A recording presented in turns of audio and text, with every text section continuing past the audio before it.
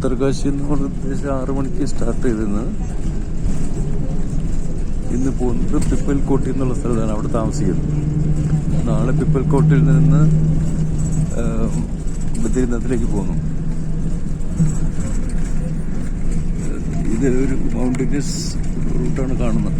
ഇതേപോലെ നദി താഴെ കൂടെ ഒഴുകുന്നുണ്ട്.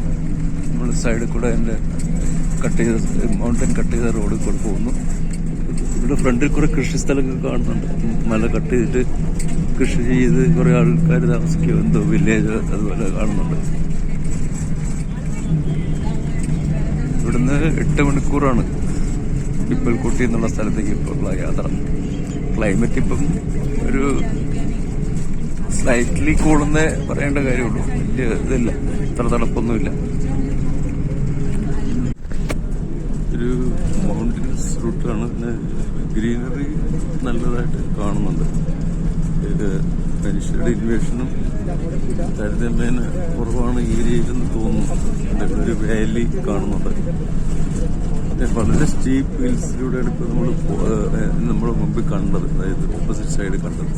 ഇവിടെയൊക്കെ ഒരു ലാൻഡ് സ്ലൈഡൊക്കെ നടന്നതായിട്ട് കാണുന്നത് കണ്ടു. ലാൻഡ് സ്ലൈഡ്സ് ഇതുപോലെ പല സ്ഥലത്തും കാണാറുണ്ട്. ഇതേപോലെ വൈറ്റായിട്ട് കാണുന്നത് ലാൻഡ് സ്ലൈഡ്സ് ആണെന്നാണ് തോന്നുന്നത്. ഇത് നല്ലൊരു ലാൻഡ് സ്ലൈഡ്. മഴക്കാലത്ത് ഇളകി നിൽക്കുന്ന മണ്ണും പാറയും കൂടെ ആയിട്ട് വീണതാകാം, അതുപോലെ തോന്നുന്നു. റോഡിന്റെ എക്സ്പാൻഷനൊക്കെ നടക്കുന്നുണ്ട്. കുറച്ചുകൂടെ പണി കിട്ടാനായിട്ട് പെട്ടെന്ന് ഇത് വരുമ്പോൾ ബുദ്ധിമുട്ടല്ലേ. ഈ വണ്ടികൾ ഇതിൻ്റെ ഒരു പ്രയാസമായതുകൊണ്ട് അങ്ങനെ പല സ്ഥലത്ത് റോഡ് ഇമ്പ്രൂവ് ചെയ്യുന്നുണ്ട്. അതിൻ്റെ ഒരു കാഴ്ച കാണും. ഇതൊക്കെ ആണെങ്കിലും രാത്രിയിലൊക്കെ പോകുമ്പോൾ ഞങ്ങൾ വരുമ്പോഴും പല സ്ഥലത്തും ഈ ചെറിയ കല്ലോ അല്ലെ വലിയ കല്ലോ ഒക്കെ മുകളിൽ നിന്ന് താഴെ വീണ് കിടക്കുന്ന കാഴ്ച കണ്ടു. ഡ്രൈവർ അത് ഒഴിവാക്കിക്കൊണ്ട് പോയതാണ്. പക്ഷേ രാത്രിയിൽ ഓടിക്കുന്നത് സേഫാണോ എന്ന് ചോദിച്ചത് വളരെ ശ്രദ്ധിക്കണം. ഈ ലൈറ്റ് ഇല്ലെങ്കിൽ ഈ കല്ലിൽ തട്ടിക്കഴിഞ്ഞാൽ വലിയ അപകടമായിരിക്കും. ഇപ്പൊ ഇന്ന് ഒരു നല്ലൊരു സൺഷൈൻ കാണുന്നുണ്ട്. ഇന്ന് തന്നെ വളരെ വ്യത്യാസമായിട്ടുള്ള ക്ലൈമറ്റാണ്. നല്ല സൺഷൈനായി ഇന്ന് കാണുന്നത്. അതാണ് ഈ വീഡിയോ ഇത്ര ക്ലിയർ ആയിട്ട് കിട്ടുന്നത്. ഇന്നലെ എല്ലാം ക്ലൗഡി ആയിരുന്നു.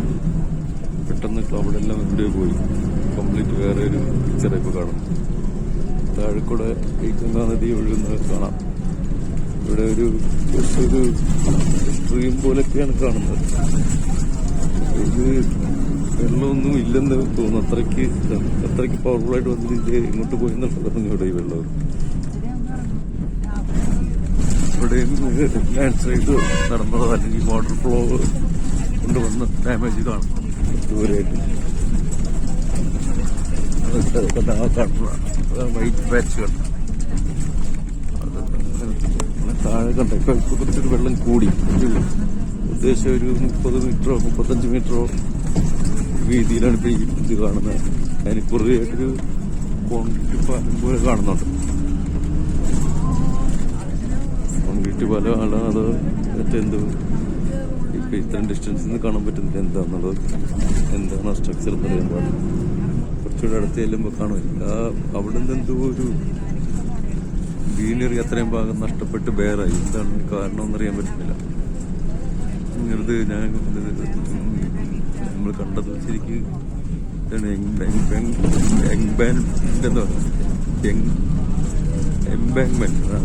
അതാണ് കണ്ടത്. റെയിൻഫോഴ്സ് ചെയ്യുന്ന ആ ഒരു പർവ്വതം കട്ട് ചെയ്യുന്ന ഭാഗത്തിന് റെയിൻഫോഴ്സ് ചെയ്യുന്നതായിട്ട് അതാണ് കണ്ടത്. അത് ദൂരിന്ന് കണ്ടപ്പോൾ എന്താണെന്ന് മനസ്സിലാകത്തുണ്ട്. പലയിടത്തും അത് ചെയ്യുന്നുണ്ട്. ഇതുപോലെ ഈ റീഎൻഫോഴ്സ്മെന്റ് ചെയ്ത് കാണുന്നുണ്ട്. നമ്മളൊരു ബ്ലൂ കളർ പെയിന്റ് ചെയ്ത് ചെറിയൊരു ബ്രിഡ്ജ് കാണാം, സ്റ്റൈൽ ബ്രിഡ്ജ് ഈ നദിക്ക് അക്രോസ് ആയിട്ട്. ഈ ഇത്തരം ഈ കാണുന്ന എൻക്രോച്ച്മെന്റ്സ് എല്ലാം നദിയുടെ തൊട്ട് മുകളിലാണ്. നദിയുടെ ലിമിറ്റിന്റെ തൊട്ട് മുകളിലാണ്. പല സ്ഥലത്തും ഇത് പെട്ടെന്ന് വീഡിയോയിൽ കാണിക്കാൻ പറ്റിയില്ല. ഈ ഉദ്ദേശം 2 നില കെട്ടിടങ്ങൾ വളരെ ഷാബിയായിട്ട് പണിത് അതെല്ലാം താഴെ ഡാമേജ് ആയിട്ട് കിടക്കുന്നത് കണ്ട് അത് അന്ന് റിപ്പോർട്ടുണ്ടായിരുന്നല്ലോ. ഇങ്ങനെ ഫ്ലഡ് വന്നപ്പോൾ ഇതെല്ലാം അടിച്ചു പോയത്. കാരണം ഇപ്പൊ ഇത്രയും വലിയ ഫ്ലഡ് വരും ഇത്ര ഹൈറ്റിൽ എന്നുള്ളൊരു സംശയമാണ്. സംശയമല്ല, അങ്ങനെ സംഭവിച്ചതാണ്. അപ്പോൾ വളരെ പ്രിക്കേറിയസ് ആയിട്ടാണ് ഇത് പണിതിരിക്കുന്നത്. ഇത് വീണില്ലെങ്കിൽ അതിശയുള്ളൂ. അത് വളരെ ലോ ക്വാളിറ്റി കൺസ്ട്രക്ഷൻ കൂടി ആയിട്ടാണ് തോന്നിച്ചത്. പിന്നെ ഇപ്പോൾ ഇവിടുന്ന് കാണാം വളരെ തീരെ ഒരു കുറഞ്ഞ രീതിയിലുള്ള കൺസ്ട്രക്ഷനാണ്. എന്തൊക്കെയോ വെച്ചുള്ള ലോ ബജറ്റാണ്.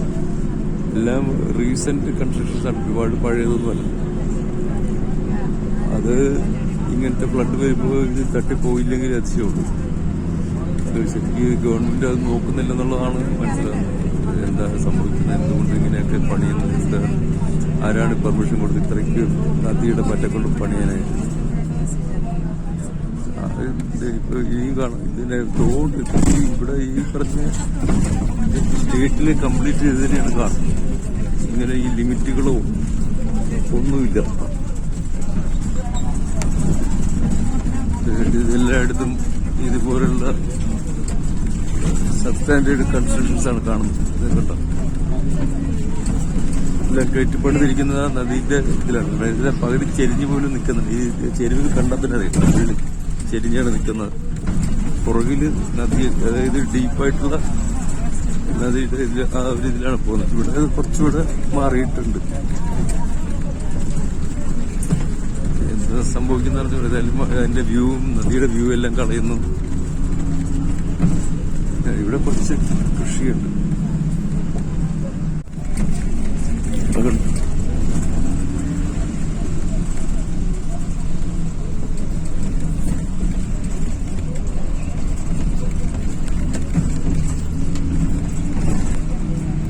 ഡാമേജ് കണ്ടു നോക്കി. വെയിലുള്ളതുകൊണ്ട് എനിക്കിത് കറക്റ്റായിട്ട് കിട്ടിയോന്ന് അറിയാൻ പറ്റുന്നില്ല. എൻ്റെ സൈഡിൽ വെയിലടിക്കുന്നുണ്ട്.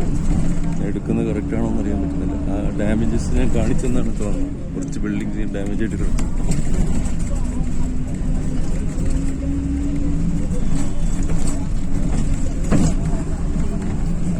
ആർക്കിടെക്ചറിൽ നല്ല ബിൽഡിങ്സ് വളരെ കുറവാണ്. എനിക്കത് ഇങ്ങനെയുള്ള ഒരു ഷേപ്പില്ലാതെ എന്തോ ഒരു ചെയ്ത്